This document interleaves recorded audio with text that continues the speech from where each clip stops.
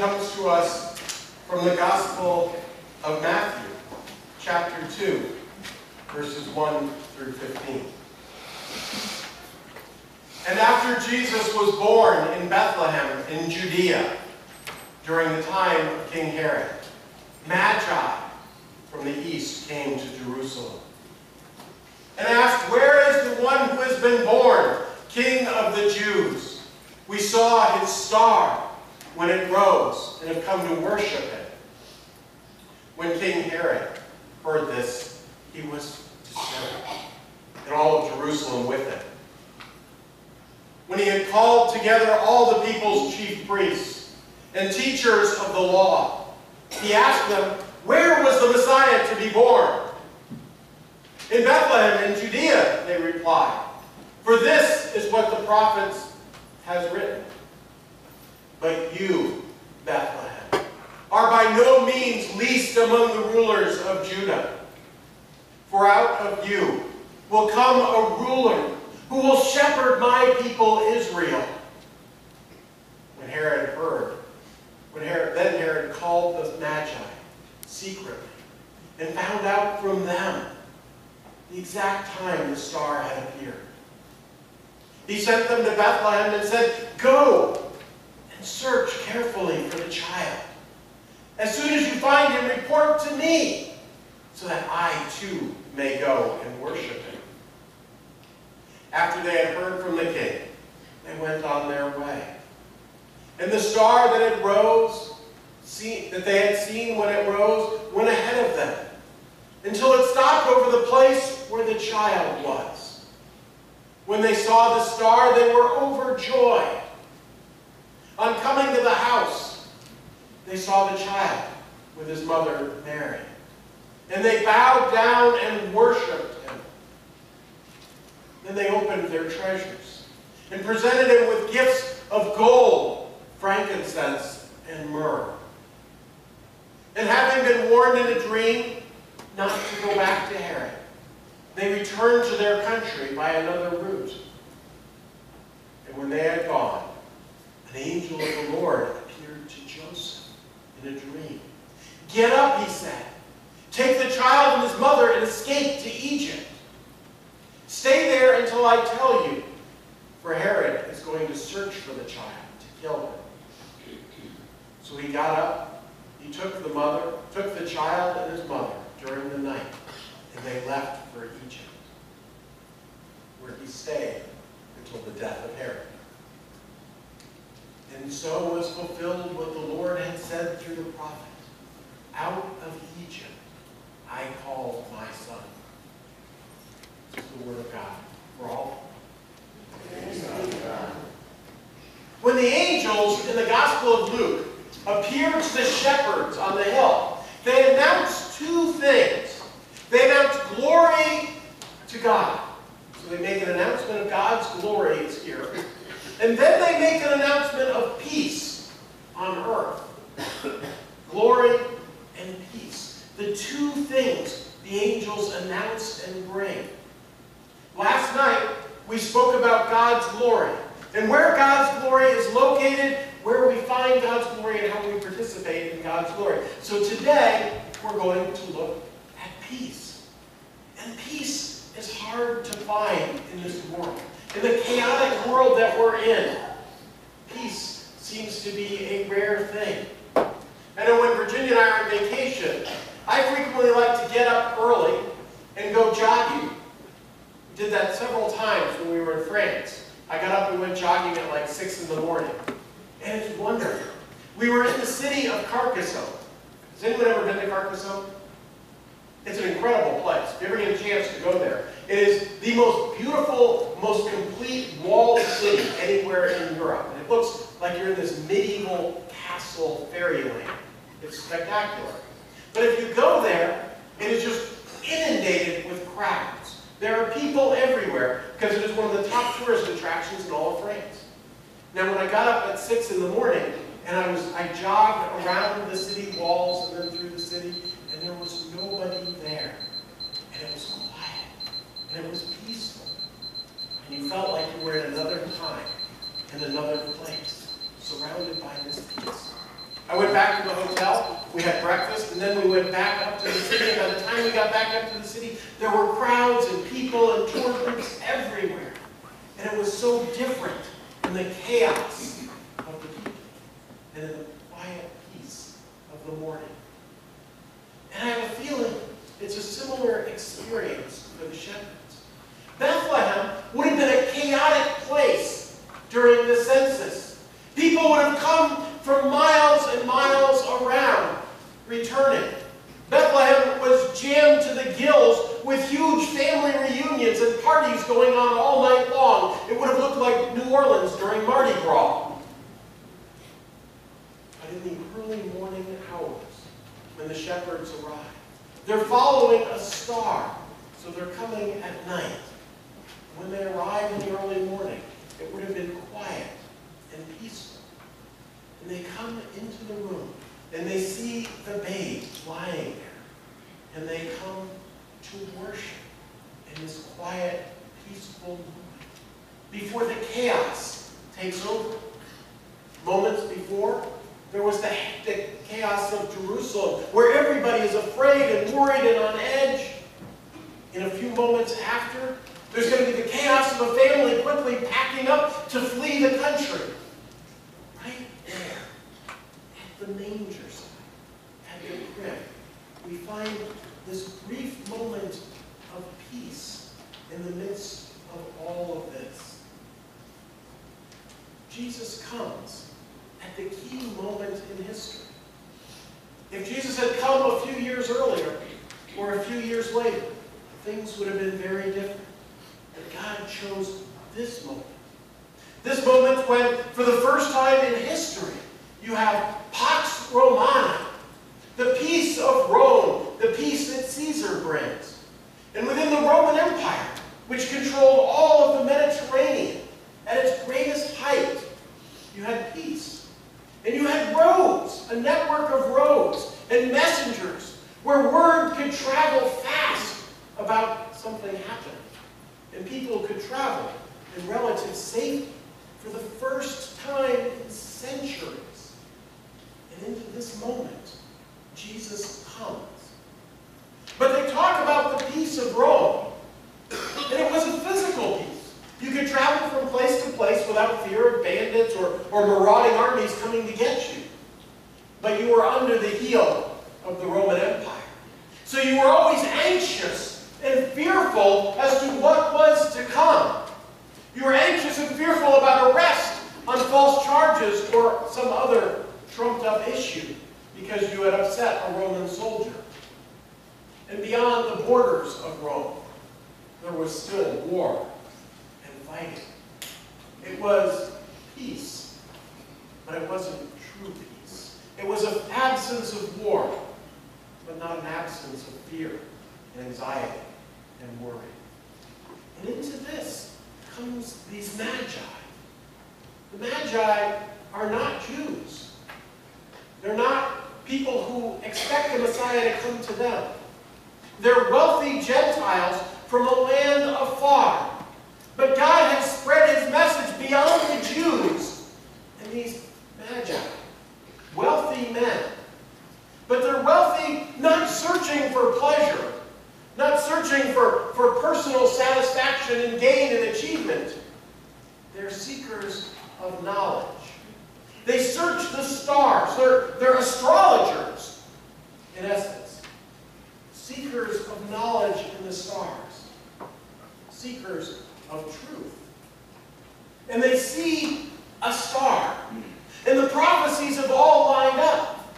It's amazing when you look at the ancient world how many prophecies of the Messiah there are.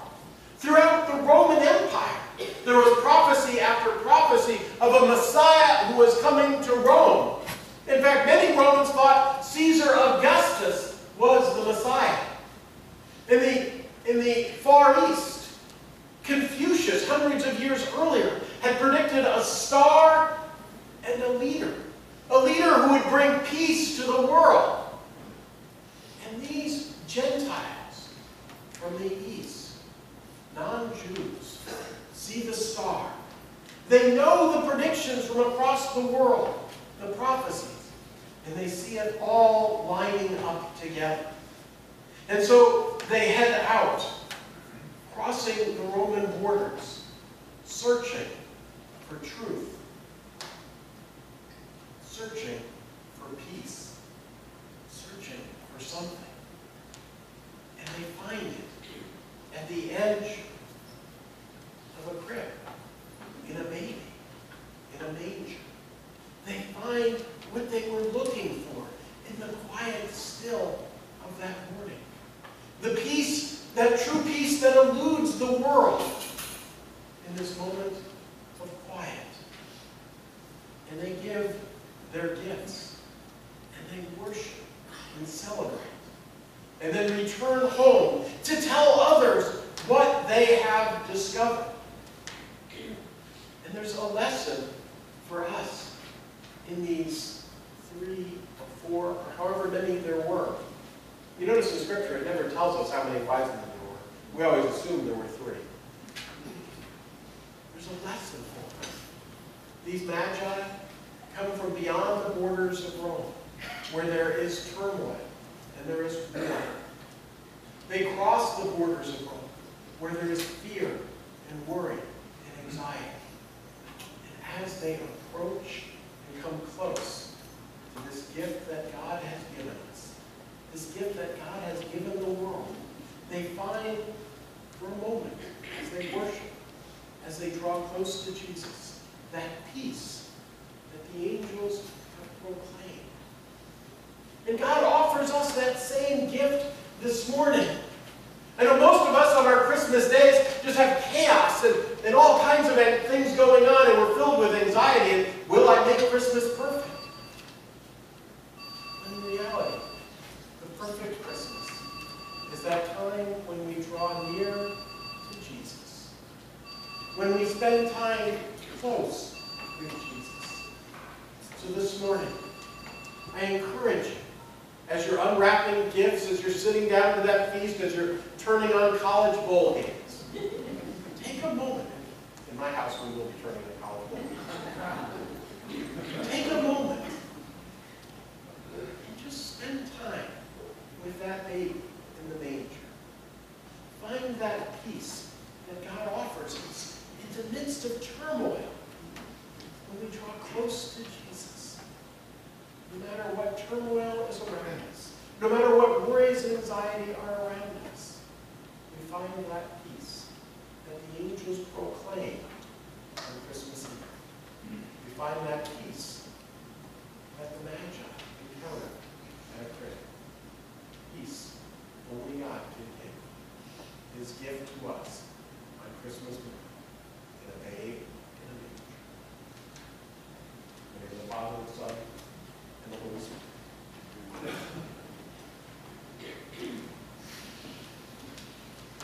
So I was reading the Wall Street Journal yesterday morning, and I came across a really interesting article. Do you know Buzz Aldrin and Neil Armstrong? Who were they? Astronauts, the first 2 men on the moon, right? When they landed on the moon, they wanted to do something significant to commemorate their landing on the moon. Does anyone know what they did? Nope. What? No. But you're really close. They celebrated Holy Communion. And they read Scripture to each other. Before they left the landing module to go out and plant that first footprint on the moon, they celebrated communion. Buzz Aldrin had his pastor in Houston consecrate the wine and the bread. And they brought it with them to the moon. They wanted to broadcast this and share communion with the entire Earth. But a year earlier, Apollo 8 had circled the moon on Christmas Eve. And the 3 astronauts in Apollo 8 had read the first 10 verses from the Gospel of John, alternating verses. And unfortunately, Madeline O'Hara, the atheist, sued NASA. And NASA was in the middle of fighting this lawsuit with the atheists, and so they refused to allow Buzz and Neil to broadcast live to the entire globe, as Apollo 8 had done, their communion service. The first thing that men on the moon did to commemorate this significant event is they shared communion together. And today, as we gather to commemorate God's breaking into human history, God's coming and changing everything, God's coming to us, we now get to celebrate Holy Communion together. On the night in which Jesus, fully grown, would give himself up for us, he took the bread as he gathered his disciples around a common table. And he broke the bread. And he gave it to his disciples, telling them to take this and eat this. For this is my body broken for you. My sinless body broken for you. And the disciples took the bread. And as they ate the bread, they thought about their own lives and how sinful they were and how unworthy they were for someone like Jesus, the Son of God, to have his body broken for them. Then as the supper was ended, Jesus took the cup and he held it aloft and he gave thanks to God for the cup. And then he offered it to his disciples, telling them to take this and drink of this, for this is my blood. You no longer need to go to the temple and make a sacrifice for the forgiveness of sins, for this is the new covenant. This is my blood poured out for the forgiveness of your sins. And as he handed it to the disciples, they drank with great joy, knowing that all of those sins they thought about earlier were washed away with this cup of great love, this cup of forgiveness.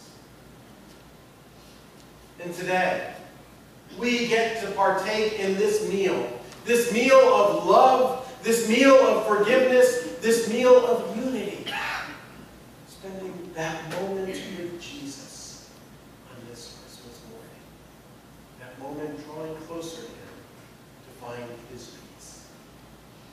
Let us bow our heads in prayer. Holy and loving Lord, we give you thanks and praise for these gifts of bread and wine. For we know that we are not worthy of these gifts of bread and wine. Lord, forgive us for those times that we are unfaithful. Forgive us when we don't hear the cry of the needy or love our neighbors as we should. Forgive us when we are an unfaithful church. Forgive us in Jesus' name, and free us to serve in Jesus' name. Lord, pour out your Holy Spirit on these gifts of bread and wine, making them be for us Christ's body and blood, that we might be for the world Christ's body, redeemed by his blood. Lord, make us one in union with your Son, Jesus. Lord, make us one in union with each other. Make us one in ministry to the whole world until Christ comes again, and we can feast at his heavenly banquet table. All honor, power, and glory is yours.